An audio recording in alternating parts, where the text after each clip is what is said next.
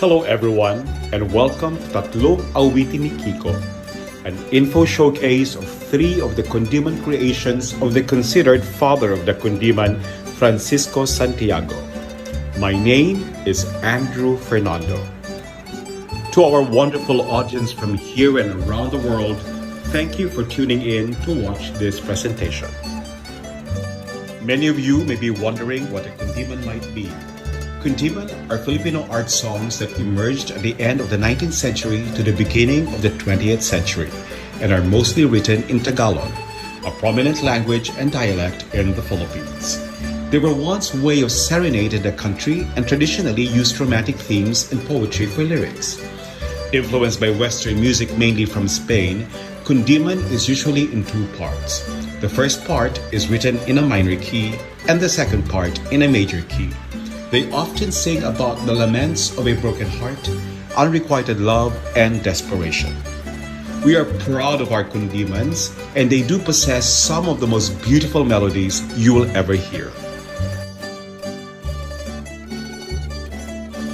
We chose to highlight Francisco Santiago's three of his most celebrated songs to showcase the Kundiman's outstanding musical style based on melody, virtuosity of music, and rich poetic text. These three songs will be interpreted for us by young Filipina soprano Nina Campos, winner of the Aliw Awards for Best New Artist in 2019. Before we present our soprano, I want to say a little bit more about our celebrated composer, Francisco Santiago. He studied at the University of the Philippines Conservatory of Music, obtaining a degree in piano in 1921 and a degree in science and composition in 1922. He went to the United States to pursue further education. He first obtained his master's degree at the American Conservatory of Music in June of 1923 and finally a doctorate degree at the Chicago Music School, now known as Roosevelt University College of Music, in August of 1924. He is the first Filipino musician to attain a doctorate degree. He became the director of the UP Conservatory of Music in 1930. While there are more to be said of the great accomplishments of our Maestro Santiago, we will let his genius speak to us through his songs. Let us now listen to three of his masterpieces so well loved by music enthusiasts from all over the world. Born in January 29th of 1889, Francisco Santiago came from a poor family, thus giving him the determination to persevere in his musical studies. He was truly gifted as both pianist and composer and has triumphed to be well known for elevating Kundiman to art songs the world truly enjoys.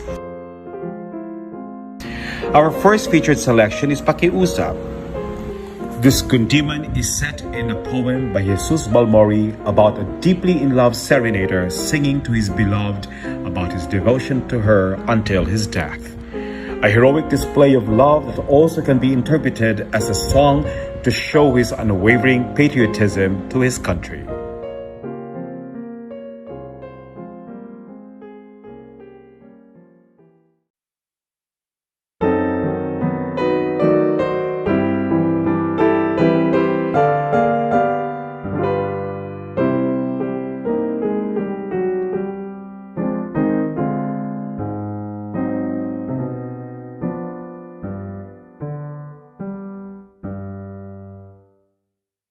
Natutuwa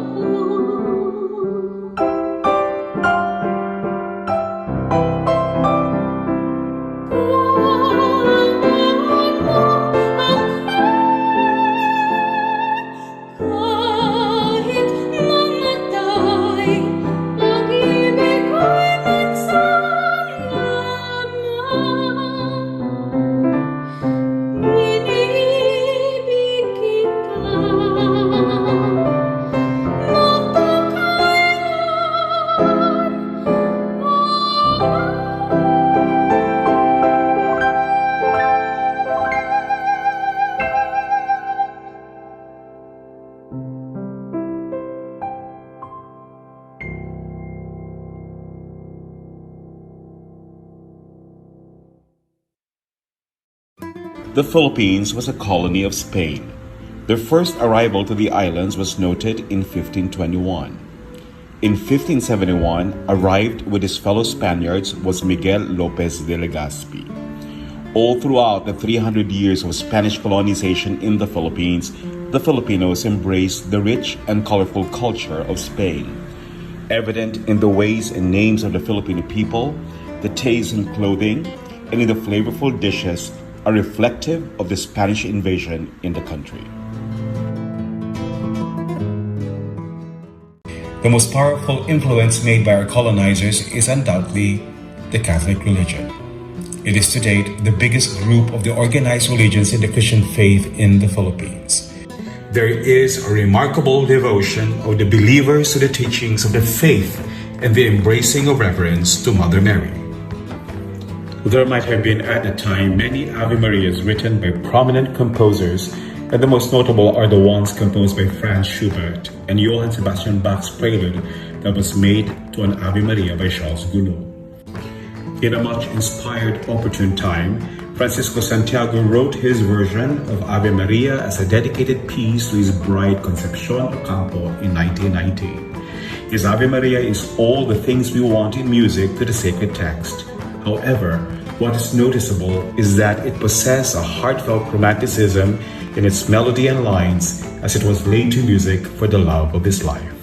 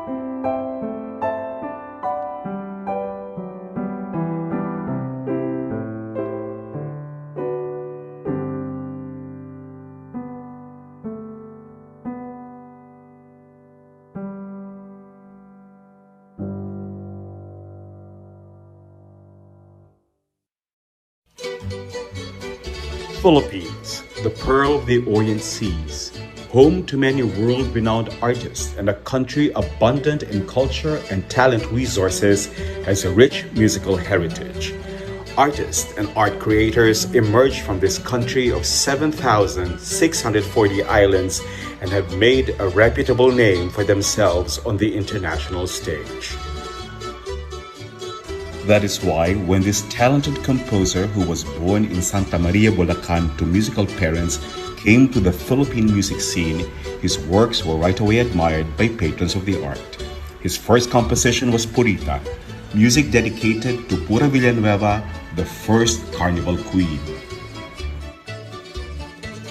His celebrated kundiman of a faster tempo and with jollier melody is Ano Kaya Ang Kapalaran, a quite intriguing and controversial work that has faced some sort of challenge as a certain composer named Jose Estela sued Maestro Santiago of plagiarism, as Estela accused him of stealing a melody from his work Campanadas de Gloria and incorporated it to the writing of this much-loved kundiman. After further investigation, it was realized that both composers found melodic inspiration from the celebrated folk song Leron, Leron, Sinta. The court favored Santiago. All was settled in 1942. So what is Ano Kaya Ang Kapalaran? In English, what would fate be? A work that started in a kundiman tradition of a minor key and spoke of the love for one's own country's music, praising the glorious language of the song that satisfies the heart. A quick turn to a doubtful look into the future as the song turns to its major key. Is it a love song or is it a patriotic song? A singer who has interpreted this kundiman once asked. Wondering why this powerful kundiman ends on a pessimistic text by saying, "Expect misfortune, you will experience pain." However, a coloratura cadenza gave the song a positive mood. In all honesty, it is my personal opinion that the music writing of this kundiman, which expresses both creativity and irony, are the reasons why it is a beautiful and successful song in the Filipino art song repertoire.